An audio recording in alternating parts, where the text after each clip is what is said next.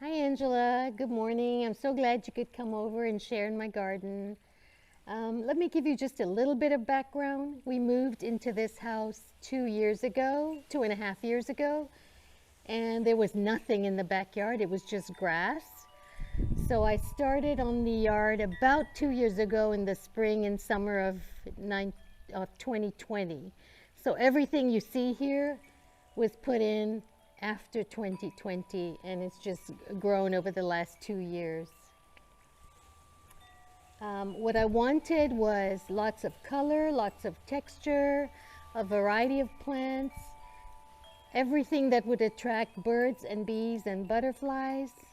I wanted the sound of running water and music from the wind chimes and bird song. So that's what I've been aiming for here. We had put in these water features. As I said, I love the sound of running water. And it's two bubbling boulders, one on either side of the patio. And the water just recirculates so that the water continues to flow. We get a lot of birds here, mainly, unfortunately, grackles that come and bathe and freshen up on the water features. So they come there and they sit right above the bubbling and they open their wings and they get nice and cool.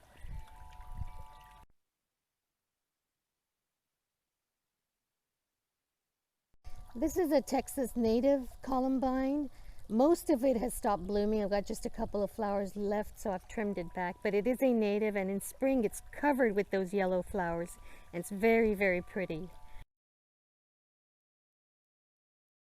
I have a lot of Vinca that popped up from last year. It's self-seeded. Some of them are new, but a lot of them self-seeded. I have lots of salvia here. I have a hibiscus that I just planted, some Cleome, and that's a midnight marvel hibiscus. And on my other plant, it's blooming beautifully, so you'll see it then. I like vertical interest as well, so I planted a lot of trellises. This jasmine vine actually came from my old house, and it's still got a few blooms on it, or a few weeks ago it was covered in flowers. I have some shrimp plants in the back, as well as Mexican honeysuckle. And then way in the back is a coral porterweed. And unfortunately that flower is just faded, but it'll get these plumes with the little red flowers on it.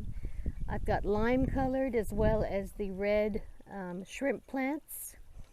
And then the Mexican honeysuckle isn't blooming as yet. We have a northern exposure, so after winter it takes a little while for things to come back. And then I have a red clock vine here, red thunbergia, which I really liked. Waiting for it to get fully loaded with blooms.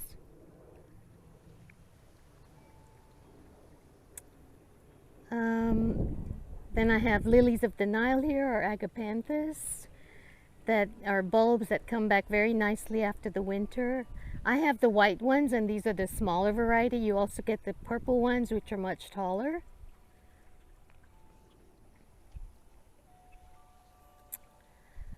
And then I have some more salvias back here, and then a random tomato plant, and it's loaded with tomatoes. A bird must have dropped a seed somewhere, and she just gifted me with all these tomatoes. And I don't know what variety they are. There's some kind of a grape or plum style tomato. Another hibiscus. I have a love for garden accents, so I have a lot of little statues and funky things in the yard. Another jasmine, and then this is a purple clock vine. It's the Thunbergia erecta. It doesn't really act as a vine, so you have to kind of tie it to keep it to the trellis because it wants to sprawl. But I did want it to go up, so I've been trying to train it up the trellis.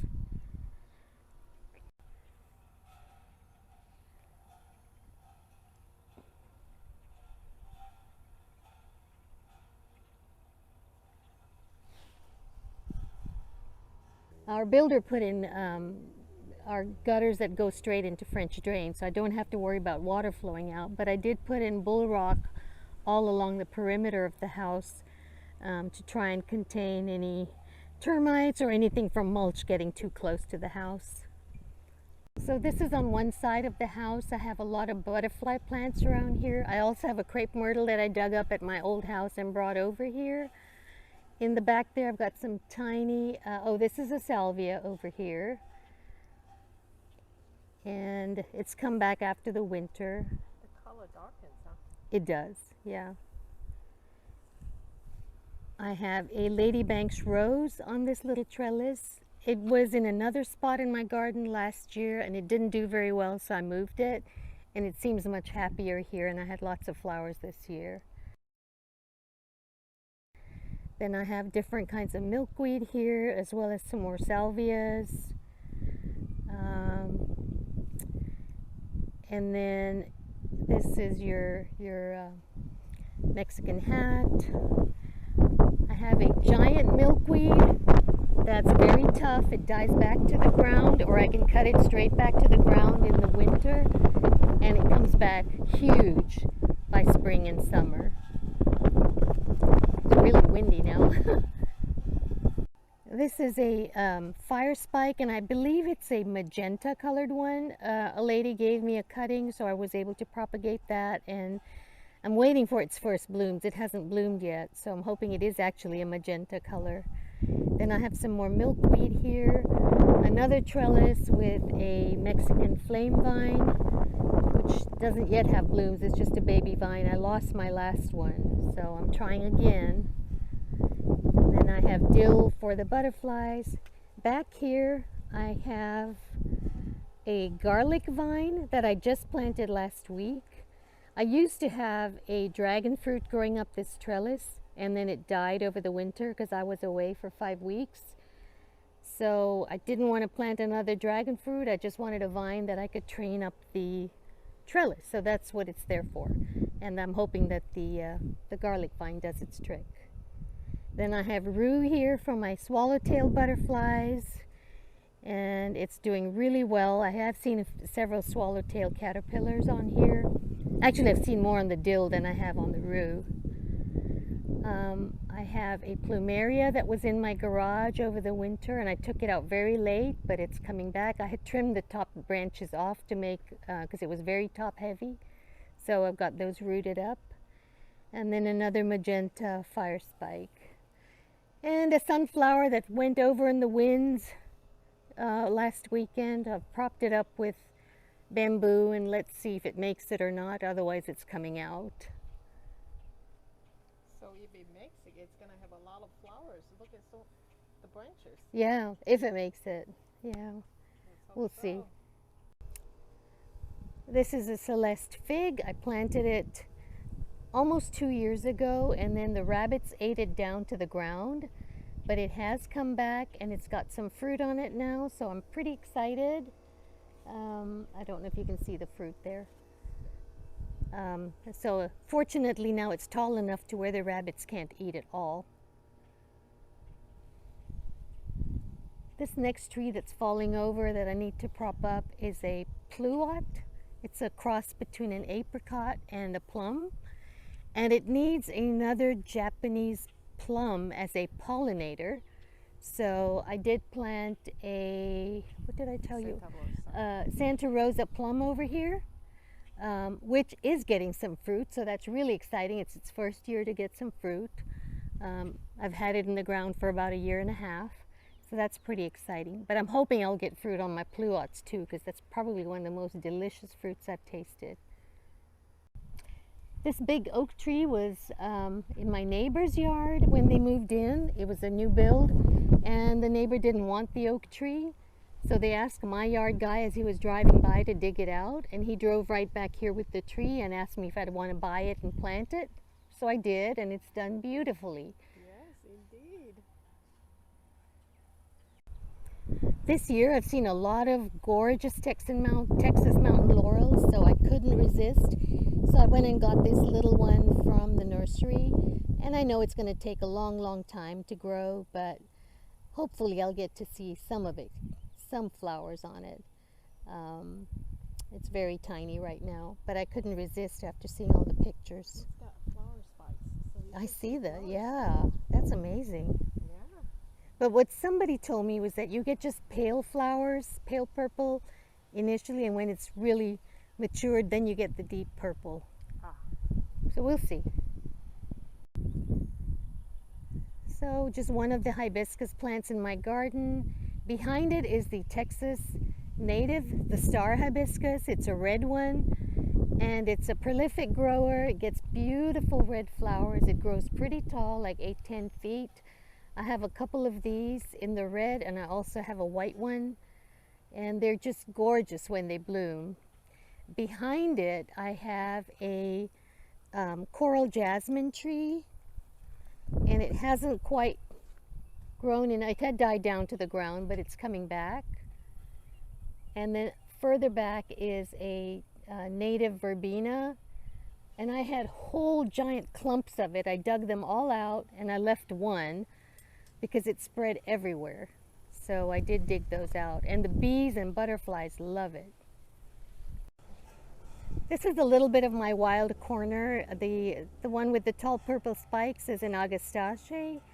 Behind that is a Cleome, which has gorgeous orange cone-like flower. Unfortunately, the flower is gone now, so all you see is the spike.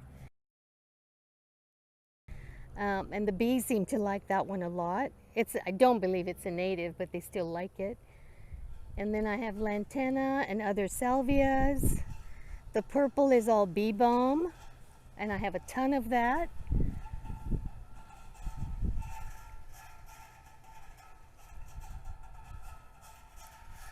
And then I have my St. Francis statue. I have a lot of statues and garden ornaments. I particularly love St. Francis and Buddhas.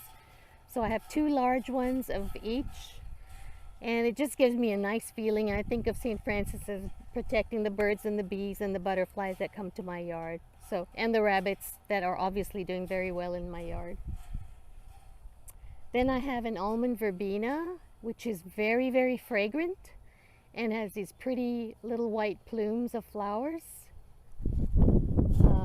And I'd seen it initially at the extension office, at the extension gardens, and that's why I got it. Then I have a yellow cestrum, which is another flowering plant that the bees seem to like. So I did, and it's filled out nicely. It wasn't doing so well last year, but it's come back with a vengeance.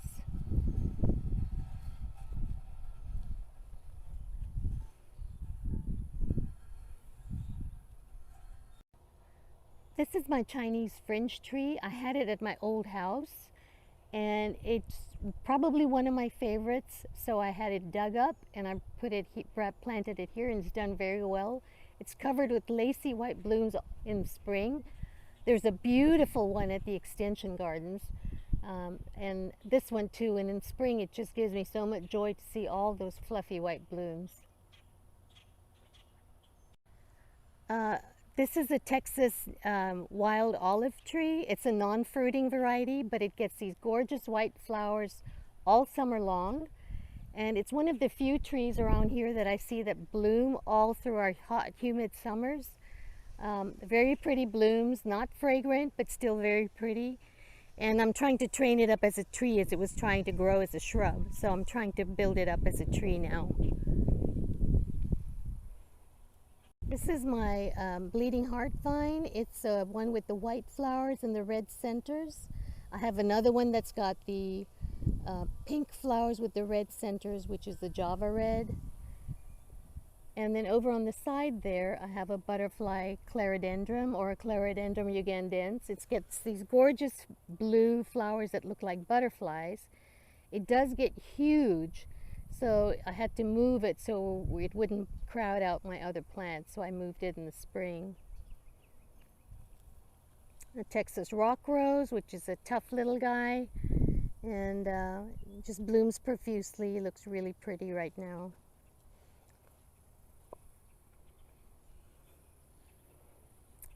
More lantana and bee balm, which I've cut back heavily. And then in the back, a trellis with a Peggy Martin, which I brought from my old house. It gets really heavy, especially in the spring with the flowers, so I have it anchored pretty well right now. Another of my favorite plants in the garden is this midnight marvel hibiscus. It's got dark foliage and big red, deep red blooms that are huge. And it's a heavy bloomer, so you don't get just one or two flowers. You get lots of buds on them, and it makes me really happy to see it. So I ended up actually getting another one.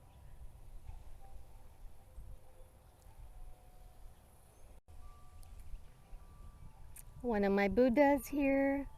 I really love how it feels just to look at it from the patio. It's a very comforting, peaceful, sort of serene feeling. And behind him I have a butterfly bush. It's a sterile variety, so it's not going to throw seeds everywhere and it's not going to be invasive. Behind it I have a variety. It's a yellow magnolia. I forget what it's the variety, but it doesn't have blooms right now. It had blooms early in the spring. Another hibiscus there. Then I have a Christmas holly. It's got green berries on it now that turn red in the fall. So it's a pretty accent there. I'm sure I've got too many trees in one spot, but I'll deal with that later. This is my purple porterweed, and it gets these very attractive little plumes that are kind of wild and curly, with the purple flowers kind of interspersed along the plume. And below it is a lisianthus. It came from HEB last year in a tiny pot, and it's an annual. I didn't think it would come back. It actually died last year, but then it popped up in spring, so it was a lovely surprise. This is my red crepe myrtle, and it's an unusual color. It's kind of between red and orange, and I just fell for it when I saw it, and I had to get it. So it's been about a year and a half. So I'm looking forward to seeing it covered fully in blooms. It's just starting to flower. Next to it is a Mexican Pride of Barbados, and this gets the yellow flowers, which the other Pride of Barbados gets the orange and red ones. So I wanted to add this to my collection. And gets a lot of seed pods, as you can see. So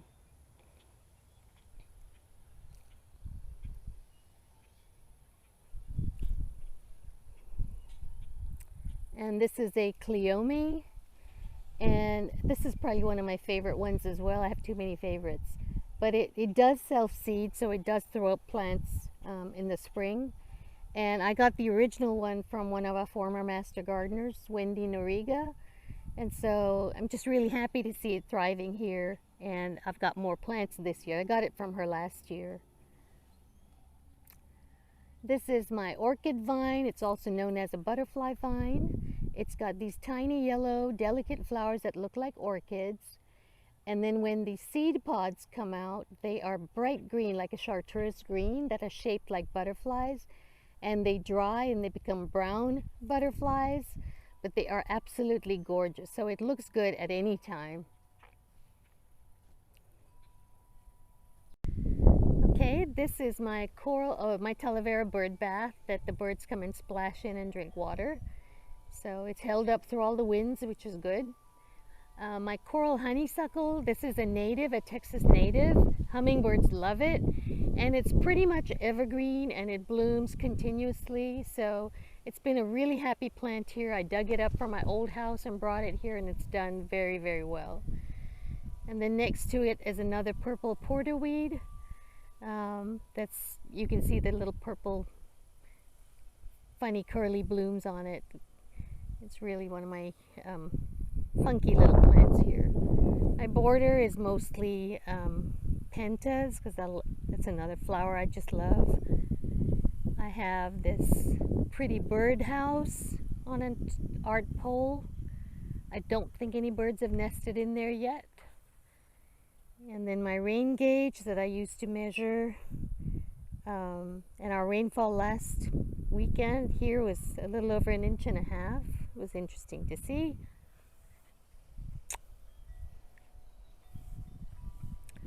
This is my Peggy Martin arbor, and in the spring it's loaded with roses. wish they lasted longer, but I just trimmed it all back since the blooming's done for the year. The majority of the blooming's done for the year. There's still a few blooms on it.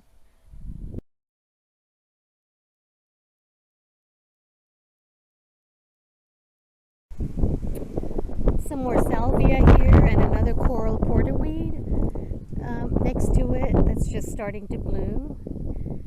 My long time St. Francis statue that's been with me for at least 10 years. I moved it from my old house here. And again, it's just one of those that just gives me a good feeling when it's in my yard. He's very serious about guarding the garden. I planted another hibiscus, so I'll have to see how it does because I moved it. I'm trying to make sure it survives. This is another crazy corner. I just planted a Pride of Barbados here, so it's going to take a while before it blooms. I had another one that died, and I never got the seedlings that everybody says they do with their plants, so I'm hoping I get a pretty good plant out of this one. Next to it is some bulbine, and then more salvias, and lots of bee balm. It just adds a really bright spot and fills in a big corner of the garden. Another salvia, and then my Buddha, who is my other serenity spot here in the garden, and he looks over all my plants. More hibiscus in the back and cigar plants. Another bird pole with a bird's house. And then in the back I have a Stokes aster that started blooming now with these gorgeous purple flowers. I wish I had planted it in the front of my yard, but I erred and it's in the back now. Behind it is a big Rangoon creeper that came from my old house. It's going to start blooming any day now. It's got lots of little buds on it. Let's see. I have more lantana back here. I have things popping up everywhere, and it's not a very well planned garden, but it's very full. This is a white Texas star hibiscus. It's actually one that Jean Trevino gave me, so it did really well last year. It's starting to come back this year. And then I have a pink Turk's cap, which doesn't have any, it's just got one little flower there right now. And it's a pink Turk's cap. It's not the red one. I have the red as well. There you go. Behind it I have a firebush, which hummingbirds seem to enjoy a lot.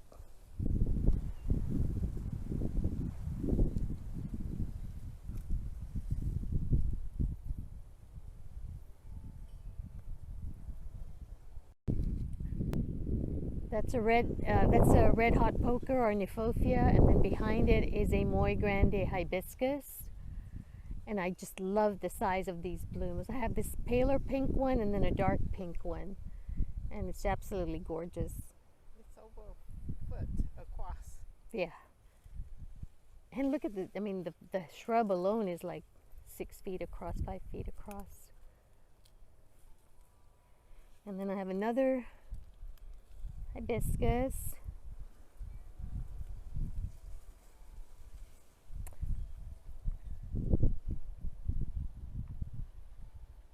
See the white one? Yep. That is a white hibiscus of the Luna variety that I just planted. Behind it is a liatris that's getting ready to bloom, and it has purple spikes of flowers, and bees seem to like that one a lot. Then I have more, I had over here a John Fanick phlox that my rabbits have eaten. All the wild rabbits eat everything, so it's a constant battle. Then I have more cigar plant. In the back I have an esperanza that's come back from its roots. And another rock rose. And some pentas. And I forget what this one is called. White Mountain, something or the other. I don't remember the name. It's really pretty. I think it's, yeah. This is a desert willow. It's the desert willow Bubba. And it's more suited to climates like San Antonio, where it's a little bit dry and not as humid. It doesn't like too much water, but it gets very pretty purple flowers. And I'm glad it's surviving here because I wasn't sure it would, but I decided to try a gamble.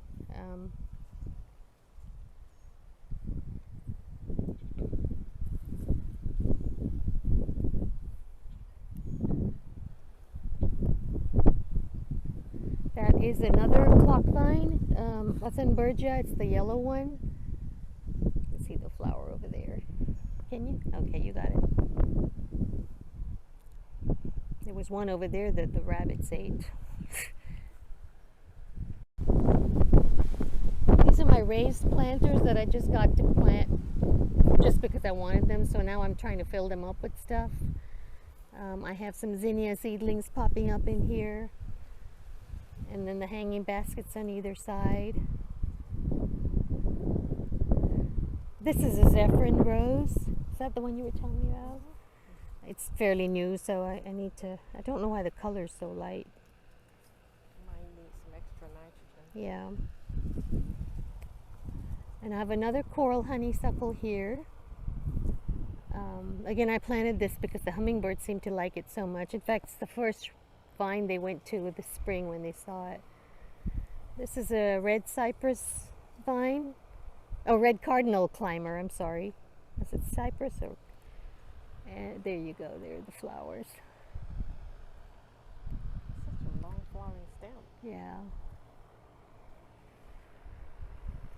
This is the Mexican Bohemia, and it gets these pretty white flowers, and bees, again, like it a lot. I get lots of dragonflies. Here's my blue pea vine, and this is another one. The color, I just love it. Here's one.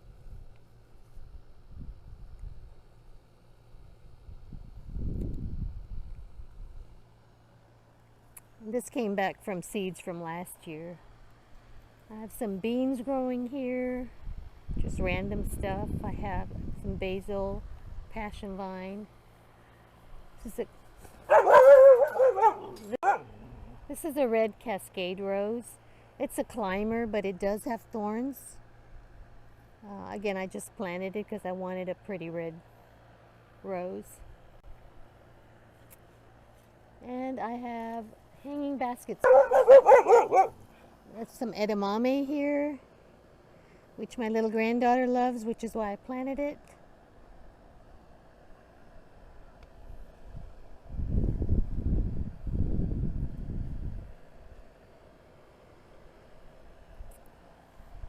And over here I have milkweed, tropical milkweed that is, and angel's trumpet. This one is the pink one. It's got these pendulum blooms that are little trumpet shaped. I have some lilies in the back. I can't remember which. I don't know if they were crinum or something else.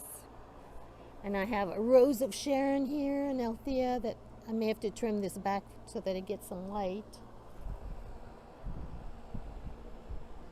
That tree in front of you is a fireman's cap tree, and it has these orange plumes of flowers. It did die back the winter of 2020 after the big freeze. In the center you can see the old dead trunk, but then I got some sprouts coming up from the sides, and I just basically tied those all together to build another tree. It does have thorns.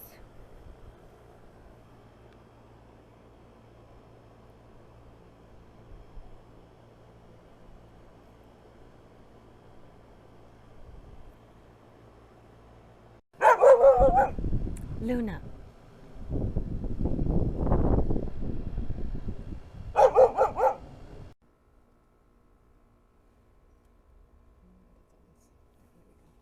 They catch on everything. And I have some clematis vines in the back that I just planted, a caladium that came up from my old yard together with the angel's trumpet. This is a yellow one, similar to the pink, but this one's yellow. And then I have the caladium that just popped up. I didn't plant it here. It came from my old yard somehow with something else. Another hibiscus. And then some coreopsis, and I have cosmos around here somewhere. Another rose of Sharon that's pink. The white flower is the jasmine, which I was hoping would go up a trellis, but it won't. And then a night blooming jasmine next to it, which when it gets the flowers at night, they're very fragrant. That's a curry leaf plant, and we use the leaves in cooking. It's starting to get some bolting there, so I'm going to pull the flower seeds off. And in the back I have some cuttings from the trumpet, angel's trumpets again. It was just a piece that broke off that I stuck in the pots, and it's growing nicely. And in the back, 3 of the branches from my plumeria that I repotted after cutting them off the main plant. Some more curry leaves and mint that I'm just starting in a container. This is an American beautyberry, and it's covered with gorgeous clusters of magenta, purple berries that birds absolutely love. They also go and hide in the bushes, so I think they might even nest in there occasionally. I have 2 small raised beds for veggies, and this time I just have tomatoes and cucumbers planted, and I think 1 basil and some lemongrass. And the cucumbers are right in there. It's been a prolific producer. I just got 2 plants, and they overgrew, and I really trimmed them down a lot because they were all over the ground. And the tomatoes have done exceptionally well as well. I planted sun gold and then celebrity. So the sun golds are all ripening now, and it's really fun to see, and just eat them straight off the vine.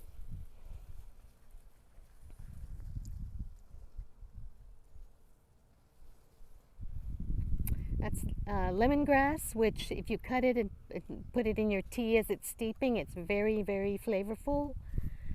Same with mint. And I had some African basil over here, which was crowded by the cucumbers. I'm hoping it'll bounce back now. The vine is a tangerine cross vine. It's a native vine that usually gets really pretty orange trumpet-shaped flowers. It grew profusely. I planted it last year and trimmed it back in spring, and it's already filled in the whole arbor.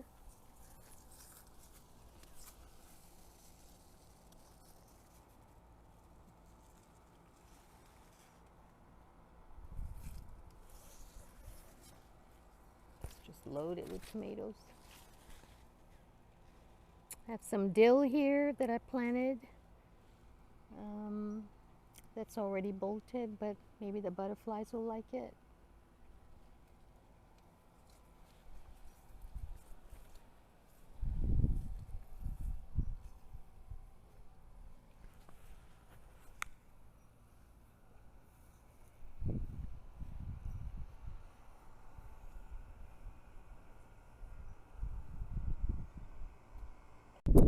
This is a Drake elm tree that I planted last year. It's probably one of my favorite trees. I had it at my old house, and it had grown to 30 feet or more, and I was determined to have one in this yard as well. The branches have kind of a slightly weeping habit and very pretty dainty leaves, and then the bark, it gets a gorgeous color and peeling in the fall and spring. Finally got a sign because I gave up fighting the rabbits in my yard and decided I would just coexist with them, and they could come and eat because that's what they're going to do anyway.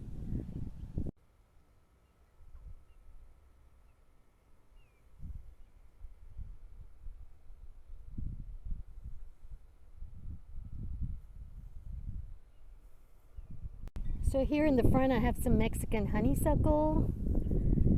And then again, the tubular flowers are what the hummingbirds love. Behind it, I have the red Java bleeding heart. and it's got very pretty flowers. It's a bit early in the season for mine to bloom because we've got a northern exposure. This one is a little hibiscus variety, and the blooms are gorgeous, like a deep orange, but the blooms just like an inch to an inch and a half across, and it's really, really pretty. And I hadn't seen this anywhere before, and I saw it and I just had to have it. Looks extremely prolific. Yeah. You've got several hundred flower buds on this one. Yeah, I hope it blooms nicely. I have some curcuma popping up in the back. Oh, that's my lime shrimp plant. Lime or lemon, I can't remember which.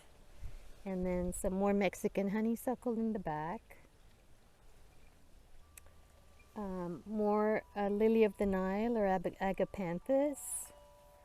And then this is a fairy duster plant, or that's what I call it, because the flowers look like dainty little fairy dusters.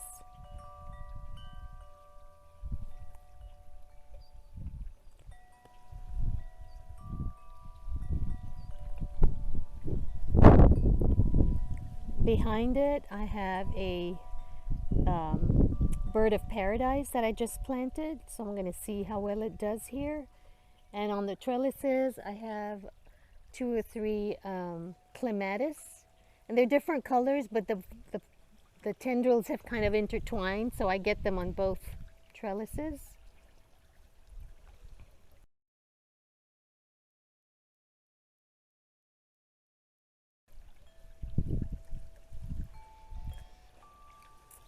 And then I have here a spigelia, and it's one of the more unusual plants. It's not one you see in a lot of places. It gets very pretty, dainty little red flowers with a yellow center when they open up. It doesn't get very big. This is probably not going to get too much bigger than that, maybe 18 inches to 2 feet. This is another one, but the rabbits have been at it.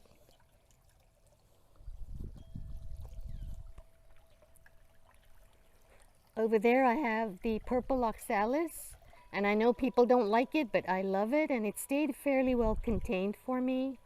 And then I've also got some sedum next to it, just for color contrasts.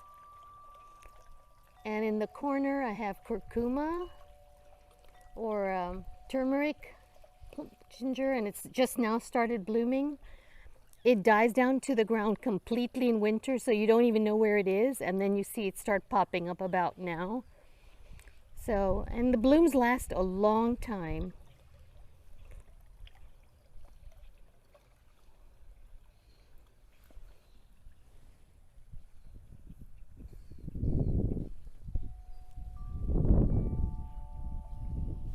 And that is my little peeing dog who guards over my yard as best he can, and he's a constant source of amusement. My little hanging red cardinal, and bird feeders, and these are Drummond maples, and they've grown really fast. I planted them less than 2 years ago.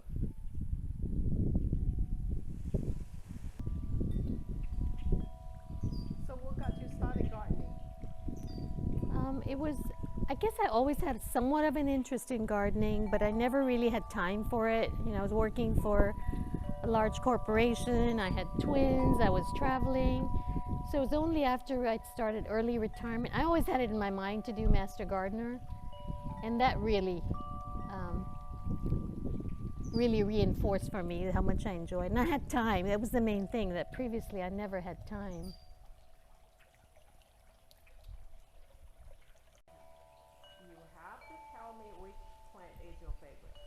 Oh, you keep making this really, really, really hard.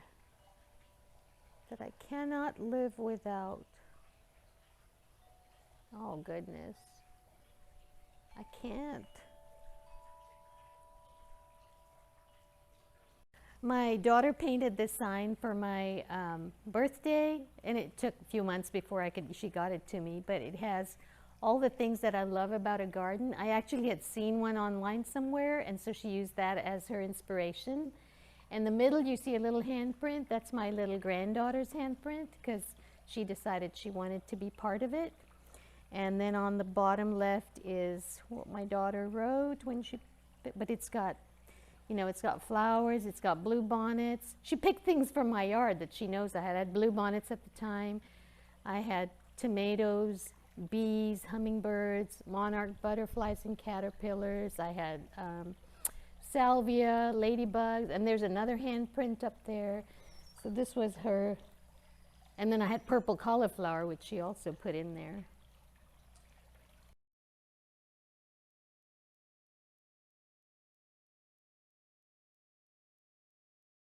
I hope this tour of Chinnu's amazing flower garden gives you some ideas for yours. Happy gardening!